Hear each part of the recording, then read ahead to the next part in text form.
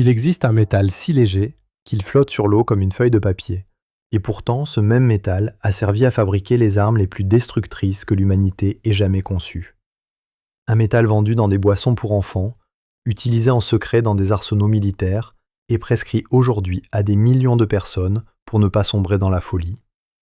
Et le plus troublant dans tout ça, c'est que la plupart des gens n'en ont jamais entendu parler autrement que sur l'étiquette d'une batterie de téléphone. Alors commençons par quelque chose que personne ne vous a jamais dit à l'école. Dans certaines régions du monde, des sources naturelles jaillissent depuis des siècles sans que personne ne comprenne vraiment pourquoi les gens qui s'y rendent reviennent changés. Pas transformés de manière spectaculaire, juste, apaisés, plus calmes, moins agités. Des bergers dans les montagnes avaient remarqué que leurs bêtes cherchaient ces points d'eau de préférence à d'autres. Les voyageurs fatigués rapportaient dormir mieux après en avoir bu. On appelait ça un miracle local, une légende de vallée, ce genre de choses qu'on raconte le soir sans chercher à vérifier. Personne ne savait ce que ces eaux contenaient. On savait seulement que quelque chose, là-dedans, agissait sur le corps et sur l'esprit. Et puis un jour, dans un laboratoire encombré de pierres broyées et de fioles poussiéreuses, un minéralogiste suédois nommé Erik Malmström tombe sur un fragment de roche grisâtre rapporté d'une île du Nord. Le minéral s'appelle pétrolite. Rien de spectaculaire à première vue, une pierre parmi des centaines d'autres sur son établi. Mais quand il commence à l'analyser, il détecte quelque chose d'étrange. Une substance alcaline, oui, comme le sodium et le potassium qu'on connaissait déjà, mais différente, plus légère. Et dans la flamme, elle brûle d'une couleur rouge vive que personne n'avait encore observée avec ce type de minéral.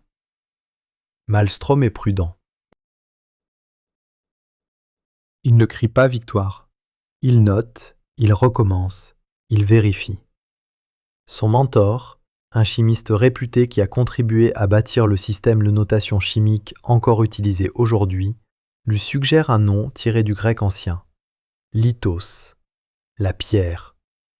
Parce que contrairement aux autres métaux alcalins trouvés dans les cendres de plantes, celui-ci vient de la roche. C'est une anomalie dans sa propre famille chimique. Et cette anomalie, personne encore ne mesure à quel point elle va compter. Ce qu'on ne sait pas encore à ce moment-là, c'est que ce métal trouvé dans une pierre grise sur un établi poussiéreux va finir dans les cockpits d'avions de ligne, dans les poches de milliards de gens sous forme de batteries, dans les veines de patients psychiatriques et au cœur de réacteurs expérimentaux qui tentent de reproduire l'énergie du soleil. Mais ça, c'est pour plus tard. Pour l'instant, Malmström tient juste un fragment de roche et une flamme rouge. Et il ne peut pas encore isoler le métal pur. Il faudra quelques années de plus et une technique d'électrolyse appliquée par un chimiste britannique pour obtenir enfin quelques milligrammes d'un métal argenté qui réagit immédiatement à l'air et doit être conservé dans de l'huile minérale pour ne pas se décomposer en quelques heures. Le métal le plus léger de la Terre, moins dense que l'eau. Un morceau posé sur une surface liquide ne coule pas. Il flotte, il siffle, il mousse, il chauffe. Il ne ressemble à rien de connu. Si cette histoire vous intrigue déjà, vous n'avez encore rien vu. Abonnez-vous et laissez un pouce en l'air, ça aide vraiment à faire connaître cette chaîne et à continuer ce genre d'exploration. Maintenant, il faut qu'on parle de quelque chose d'encore plus vertigineux. Parce que l'histoire de ce métal ne commence pas en Suède, ni dans un laboratoire, ni même sur Terre. Elle commence bien avant les étoiles, avant les planètes, avant que quoi que ce soit existe sous une forme solide. La quasi-totalité des métaux que vous connaissez ont été forgés à l'intérieur des étoiles. Le fer, le cuivre, le zinc, le plomb. Des millions d'années de fusion nucléaire en des réacteurs cosmiques gigantesques, puis des explosions de supernovas qui dispersent ces éléments à travers l'espace. C'est le chemin classique. C'est comme ça que la matière se fabrique dans l'univers. Mais le lithium, lui, n'a pas emprunté ce chemin, ou du moins pas principalement. La majeure partie du lithium présent dans l'univers est apparue bien avant les étoiles, dans les toutes premières minutes d'existence du cosmos, quand tout n'était encore qu'une soupe de particules, à une température inimaginable. On appelle ça la nucléosynthèse primordiale. Un processus où les réactions nucléaires se produisaient directement dans l'espace libre, sans étoiles, sans noyau, sans structure. Juste de l'énergie brute qui se condense en matière. Et dans cette fenêtre de quelques minutes seulement, l'hydrogène, l'hélium et de minuscules traces de lithium sont apparus. Pour chaque 10 milliards d'atomes d'hydrogène, environ un atome de lithium. Une proportion infime. Mais elle était là. Ce qui rend cette histoire encore plus fascinante, c'est qu'elle contient une faille. Les calculs théoriques de la nucléosynthèse primordiale prédisent une certaine quantité de lithium dans l'univers. Mais quand les astrophysiciens observent les vieilles étoiles, celles qui se sont formées à partir de la matière primordiale sans trop de contamination stellaire ultérieure, ils trouvent environ 3 fois moins de lithium que prévu. 3 fois moins.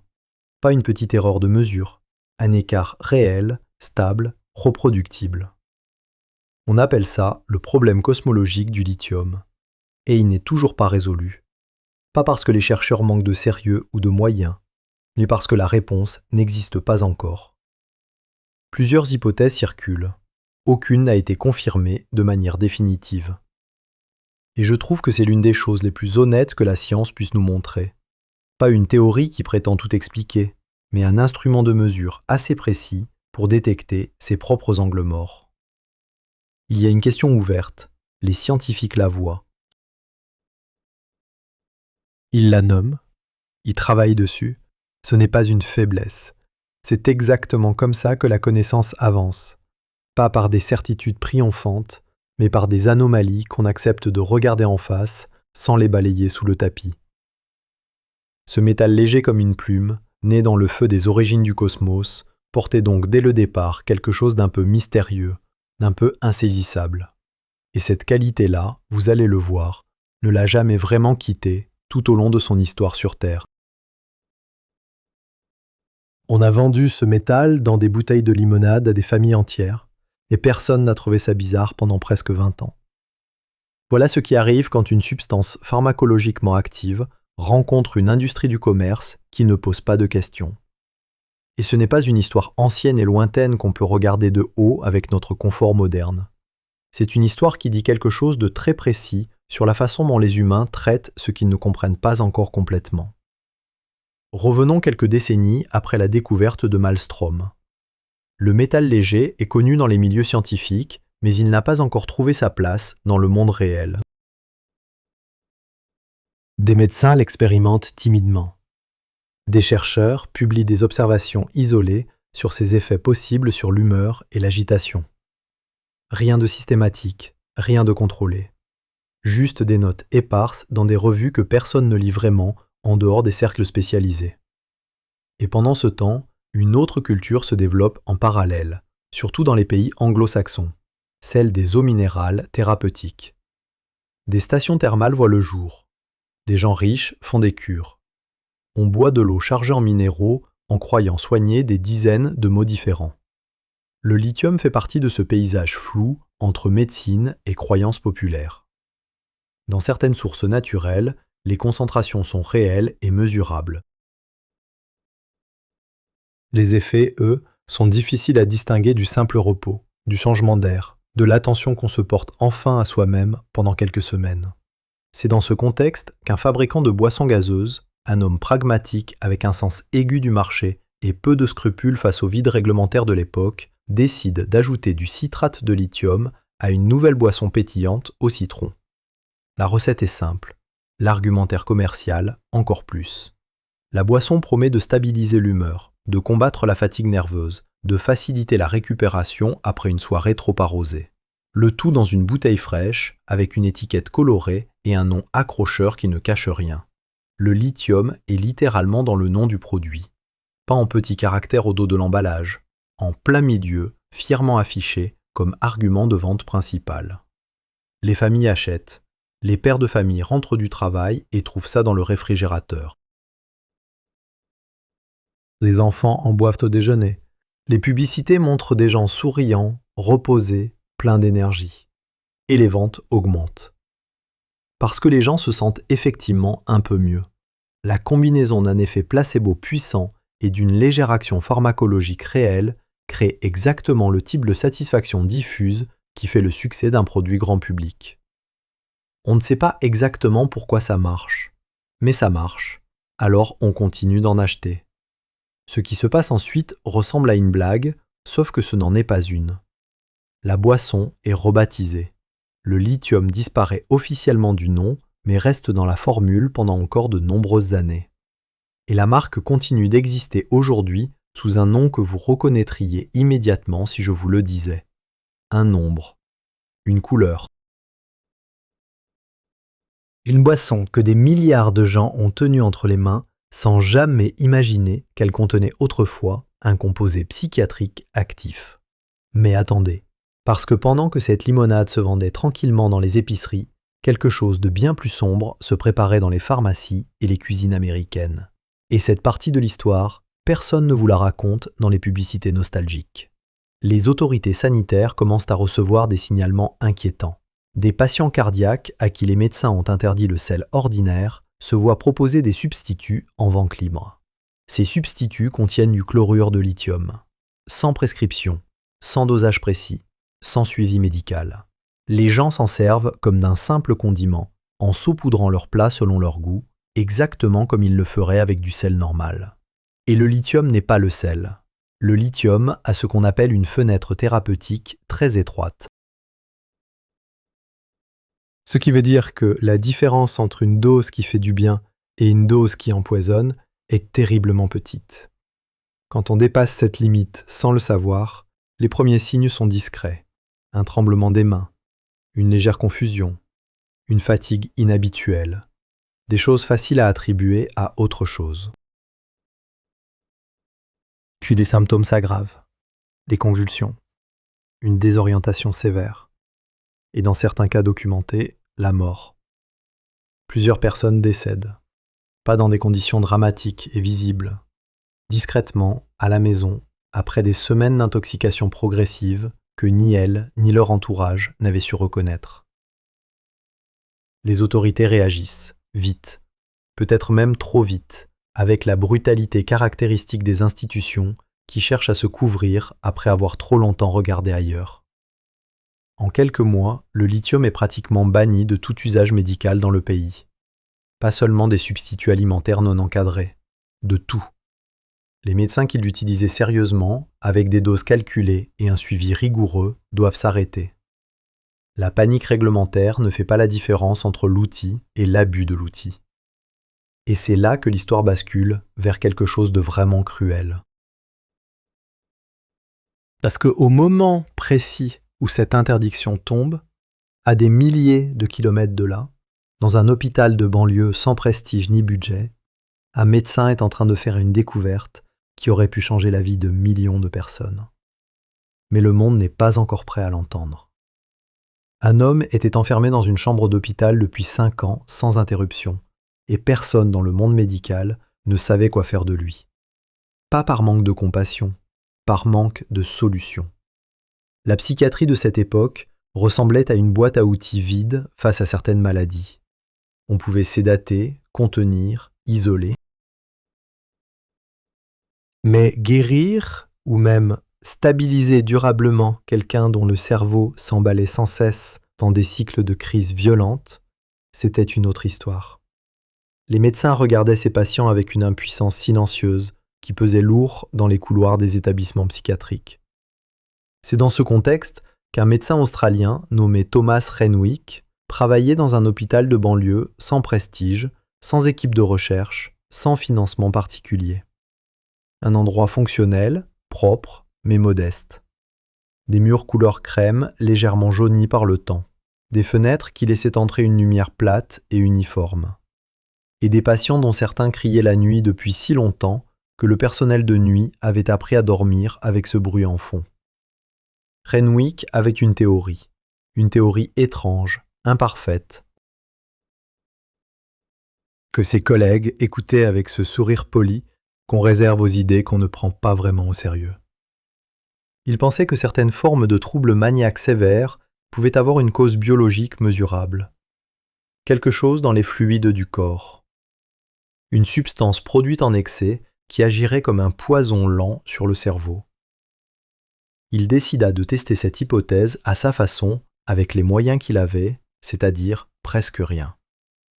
Il travailla dans une petite pièce en arrière du service, à peine plus grande qu'un débarras. Une table, quelques équipements basiques, des cobayes.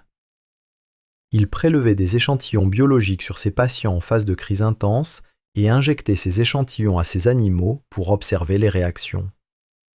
C'était rudimentaire. Ce serait inacceptable aujourd'hui. Mais Renwick voyait chaque jour des gens pour qui rien ne fonctionnait, et cette réalité-là rendait l'inaction encore moins acceptable que l'expérimentation imparfaite. Un matin, en préparant une solution à tester, il chercha à améliorer la solubilité d'un échantillon particulièrement difficile à travailler. Il ajouta un composé de lithium, non pas pour ses effets potentiels, mais uniquement pour des raisons pratiques de chimie. Pour dissoudre ce qui ne se dissolvait pas. Puis il injecta la solution à un cobaye particulièrement agité depuis plusieurs jours. Ce qui se passa ensuite le figea sur place. L'animal se calma. Pas progressivement, pas après une longue attente, en quelques minutes. Il cessa de s'agiter dans sa cage, alla s'allonger dans un coin et s'endormit d'un sommeil qui semblait normal, paisible, régulier. Renwick resta immobile à regarder. Puis il recommença l'expérience avec un autre animal. Même résultat. Puis encore une fois. Toujours pareil. Le lithium n'avait pas tué les animaux, ne les avait pas assommés chimiquement comme un sédatif brutal. Il les avait juste apaisés. Comme si quelque chose dans leur système s'était réajusté. Il tourna alors son attention vers un patient, un homme d'une 50aine d'années que nous appellerons Henri. Henri était maniaque depuis des décennies. Les 5 dernières années, il n'avait pratiquement pas dormi normalement. Il criait, refusait de manger correctement, avait perdu un poids considérable. Aucun traitement n'avait fonctionné. Renwick commença à lui administrer du carbonate de lithium à dose calculée et surveillée de très près. 3 jours après le début du traitement, Henri dormit une nuit entière pour la première fois depuis des années. 1 semaine plus tard, les crises s'espacèrent. 1 mois après, il mangeait seul à la cafétéria et parlait calmement avec les infirmières. 2 mois plus tard, il rentra chez lui. Renwick publia ses résultats. 10 patients, 10 histoires similaires. Un article sobre, factuel, sans effet de manche. Et le monde médical l'ignora presque totalement. Pas par malveillance, par peur. L'interdiction récente du lithium flottait encore dans les esprits comme un avertissement. Et un article venu d'un hôpital de banlieue australien, sans réputation internationale, ne pesait pas lourd face à la méfiance ambiante. Cette découverte aurait pu mourir là, dans l'indifférence. Mais ce qui se passait simultanément à des milliers de kilomètres de distance allait donner au lithium une toute autre visibilité dans un contexte que Renwick n'aurait jamais imaginé. Pendant que des psychiatres ignoraient ses travaux, des physiciens et des militaires, eux, s'intéressaient de très près à ce métal léger. Mais pour des raisons qui n'avaient absolument rien à voir avec le soin des malades.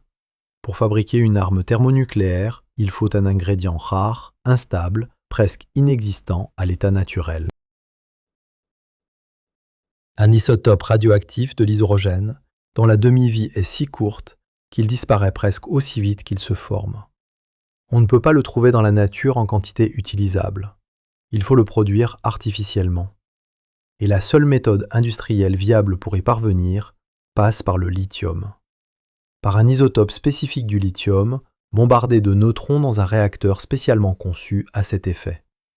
La réaction produit l'isotope recherché, libère de l'énergie et ouvre la porte à une puissance de destruction sans précédent dans l'histoire humaine. Des usines secrètes furent construites. Dans le Tennessee, dans l'Oural, dans des endroits dont les noms ne figuraient sur aucune carte publique. Des milliers de travailleurs y entrèrent sans savoir exactement ce qu'ils allaient produire. L'extraction et la purification de l'isotope nécessaire impliquaient des procédés chimiques utilisant du mercure en quantité industrielle. Le mercure se retrouvait dans les sols, dans les eaux souterraines, dans les rivières proches des installations. Les travailleurs étaient exposés, les communautés locales aussi. Personne ne leur posait la question de savoir si c'était acceptable.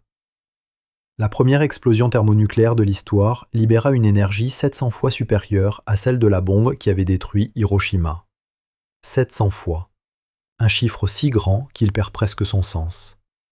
Et au cœur de cette puissance monstrueuse se trouvait le même métal léger qu'Eric Malmström avait tenu entre ses doigts dans son laboratoire suédois en observant une flamme rouge.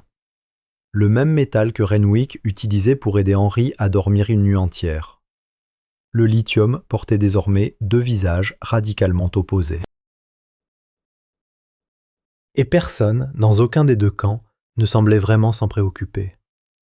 Sous un désert de sel blanc à plus de 3000 mètres d'altitude, il y a suffisamment de lithium pour alimenter en batterie toute la civilisation actuelle pendant plusieurs générations, et les communautés qui vivent là-dessus n'ont pas eu leur mot à dire. Voilà où on en est. Voilà le monde dans lequel ce métal opère aujourd'hui. Pas dans un laboratoire de banlieue australienne, pas dans une usine secrète gardée par des militaires. Dans un plateau aride d'Amérique du Sud, sous une croûte de sel aveuglante, dans une saumure épaisse et chaude qui dort là depuis des millions d'années. Imaginez le paysage. Une étendue plate et blanche à perte de vue, si réfléchissante sous le soleil qu'il faut plisser les yeux, même en milieu de matinée. Le silence est total. Pas d'arbres, pas d'oiseaux, pas de vent la plupart du temps. Juste cette blancheur immobile et le craquement sourd de la croûte de sel sous les pieds quand on marche dessus. En dessous, des dizaines de mètres de saumure concentrée, enrichis en minéraux pendant des millions d'années par les eaux volcaniques qui traversent les roches et se retrouvent piégés dans ces bassins fermés, sans exutoire. L'eau s'évapore sous le soleil de haute altitude. Les sels restent. Les concentrations augmentent. Génération après génération. Siècle après siècle. Et dans cette saumure, du lithium. Des quantités qui représentent une part considérable des réserves mondiales connues. Des chiffres qui font tourner la tête des investisseurs et des gouvernements du monde entier depuis que les batteries sont devenues l'enjeu central de la transition énergétique. Les communautés Aymara vivent sur ces terres depuis des millénaires. Elles élèvent des lamas, cultivent des tubercules résistants au froid, organisent leur existence autour de cycles saisonniers que leurs ancêtres ont appris à lire dans les étoiles et dans le comportement des animaux sauvages. L'eau, pour eux, n'est pas une ressource abstraite dans un rapport économique. C'est le fil qui relie chaque aspect de leur vie quotidienne. Les petits cours d'eau qui descendent des hauteurs alimentent les pâturages, les potagers, les réserves pour la saison sèche. Quand les premières installations d'extraction sont arrivées, elles ont apporté avec elles des emplois, de l'argent, des routes, et une consommation d'eau colossale. Pour extraire le lithium et la saumure, on pompe des quantités immenses de liquide vers de grands bassins d'évaporation creusés à la surface. Le soleil fait le travail, l'eau disparaît, le lithium se concentre.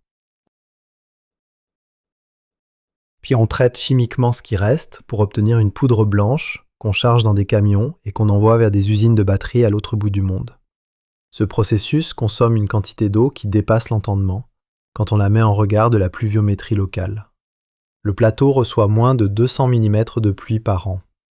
200 mm. C'est l'un des endroits les plus secs de la planète. Et les nappes phréatiques, qui ont mis des siècles à se constituer, baissent. Les petites rivières maigrissent. Les zones humides, qui accueillaient des colonies de flamants roses depuis des temps immémoriaux, se réduisent visiblement d'une saison à l'autre. Les anciens disent que ça ne ressemble plus à ce que leurs parents leur ont décrit. La corrélation entre l'extraction intensive et cette dégradation fait encore débat dans la littérature scientifique. Mais les habitants, eux, n'ont pas besoin d'une étude publiée dans une revue internationale pour savoir ce qu'ils voient de leurs propres yeux depuis leurs propres fenêtres. Et ce qu'ils voient, c'est que leur terre change à une vitesse qu'elles n'ont jamais connue auparavant. Voilà le paradoxe que personne dans les publicités pour voitures électriques ne vous montre. La révolution verte a besoin de ce métal. Les batteries qui permettent de réduire les émissions des transports urbains sont réelles fonctionnels, utiles.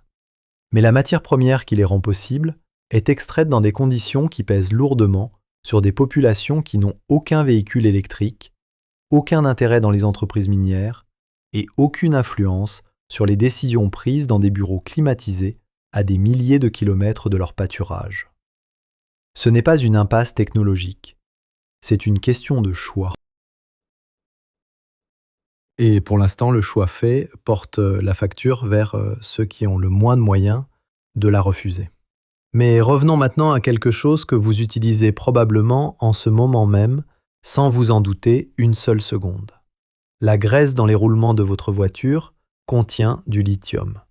Le verre de l'écran que vous regardez peut en contenir. La céramique de votre tasse à café du matin aussi. Si vous avez un proche qui porte un stimulateur cardiaque, la batterie qui maintient son rythme en vie fonctionne grâce à une chimie primaire du lithium conçue pour durer 10 ans à l'intérieur d'un corps humain sans aucune maintenance possible. Ces usages-là ne font jamais les manchettes. Personne ne fait de reportage sur la graisse de roulement. Personne ne fait une conférence internationale sur les lubrifiants industriels. Et pourtant, si vous retiriez le lithium de toutes ces applications invisibles, ce serait une grande partie de l'infrastructure industrielle mondiale qui commencerait à grincer, à s'user, à s'arrêter progressivement. Environ 70% de tous les lubrifiants utilisés dans le monde industriel sont à base de lithium. Pas parce qu'on a cherché à utiliser ce métal spécifiquement, mais parce que ses propriétés sont difficiles à remplacer. Il résiste au froid extrême et à la chaleur intense dans la même formulation.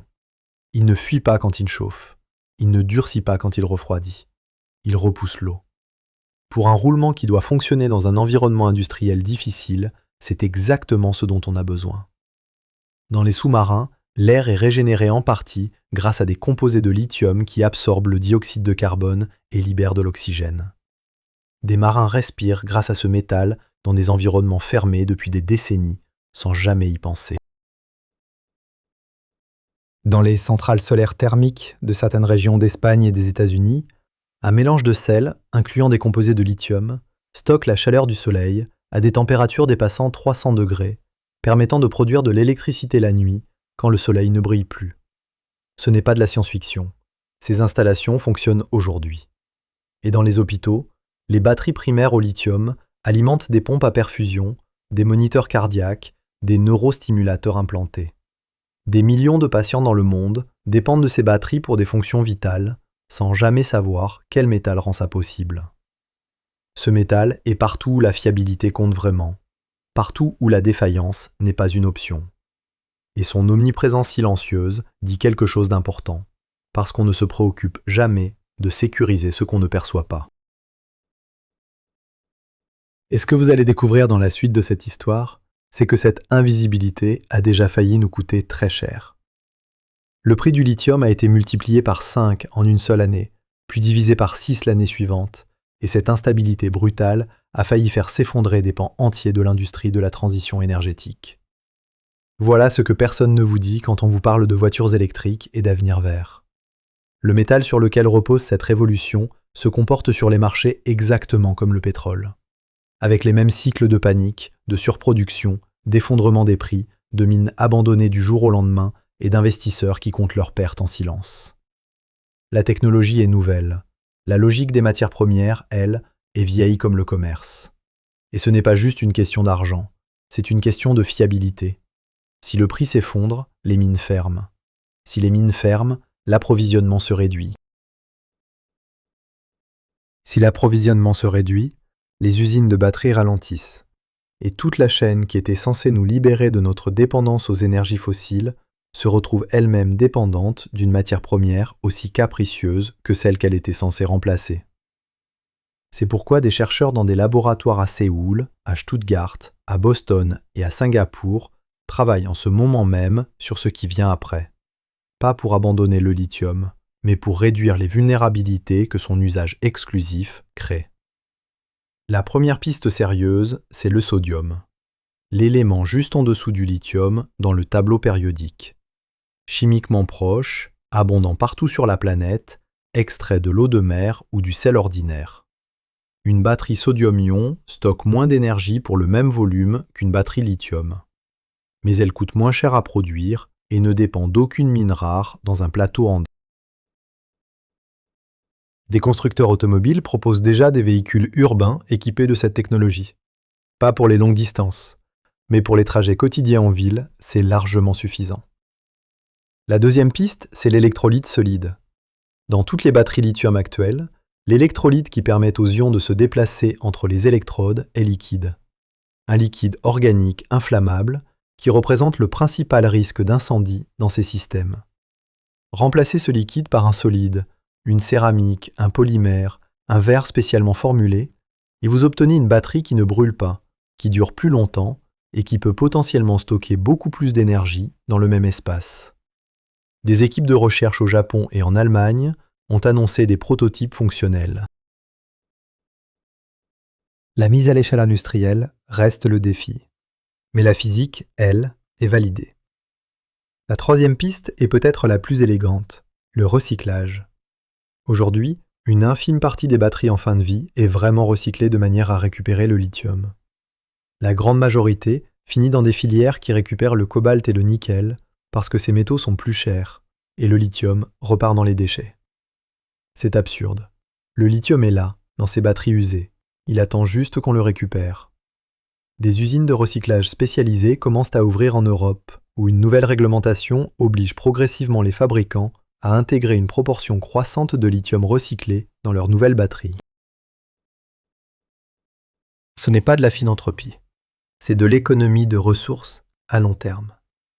Et puis il y a une piste que presque personne ne mentionne dans les discussions grand public, les eaux géothermales. Dans certaines régions d'Europe, notamment dans la plaine du Rhin, les eaux souterraines chaudes contiennent des concentrations de lithium comparables à certains gisements sud-américains. Les entreprises expérimentent des installations qui pompent ces eaux pour produire de l'électricité avec la chaleur, puis extraient le lithium dissous avant de restituer l'eau dans le sol. Pas de bassin d'évaporation, pas de destruction de nappes phréatiques. Un cycle presque fermé. Si cette technologie passe à l'échelle industrielle, l'Europe pourrait disposer de sa propre source de lithium sans dépendre d'aucun fournisseur extérieur. Le futur du lithium n'est donc pas une ligne droite vers l'épuisement. C'est un système complexe qui s'ajuste, qui cherche, qui trébuche et qui se relève. Exactement comme toute l'histoire de ce métal depuis le début. Et maintenant, je veux qu'on s'arrête une seconde. Parce qu'il y a une question que j'ai mise de côté depuis le début de cette histoire, et il est temps de la poser franchement. Depuis les premières minutes du cosmos, ce métal existe sans avoir rien demandé. Il était dans les roches suédoises quand Malmström l'a trouvé. Il était dans les sources naturelles que les bergers faisaient boire à leurs troupeaux. Il était dans la limonade que des familles donnaient à leurs enfants sans savoir ce qu'elle faisait. Il était dans les usines secrètes où on fabriquait des armes capables de raser des villes. Il était dans la seringue que Renwick a approchée d'Henry pour la première fois dans ce petit hôpital de banlieue. Il est dans la batterie de votre téléphone en ce moment même. Le lithium n'a jamais changé. 3 protons. Un électron de valence disponible. Toujours prêt à réagir, à donner, à s'intégrer dans n'importe quel système qui en a besoin. C'est nous qui avons changé. Notre compréhension, notre capacité à utiliser ce que la nature nous offre, et surtout notre façon de décider qui bénéficie de cette utilisation et qui en paye le prix. Parce que regardez ce que cette histoire nous montre vraiment.